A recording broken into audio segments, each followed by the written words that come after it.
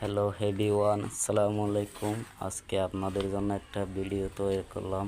পাকঘর কিভাবে করলে সুবিধা হয়, কিভাবে করলে ভালো হয়, কি পরিমাণ সেল দিতে হয়।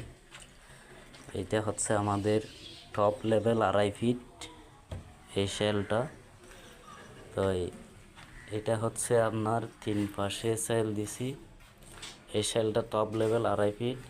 নিচে যে খালি জায়গা আছে এখানে একটা, আপনার মাঝখানে আরেকটা শেল হবে, উপরে কোনো শেল হবে না, এরকম সুন্দর থাকবে, টাইস হবে। এই জায়গাটার মধ্যে আপনার সোলার পয়েন্ট আছে এখানে, তাহলে সোলার থাকবে।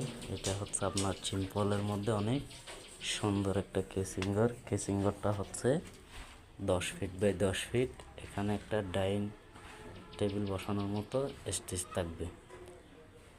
ওই ভালো লাগলে ভিডিওটা সাবস্ক্রাইব করে দিবেন, বেশি বেশি শেয়ার করে দিবেন, পরবর্তী যেন আরও ভালো ভিডিও দিতে পারি। আসসালামু আলাইকুম।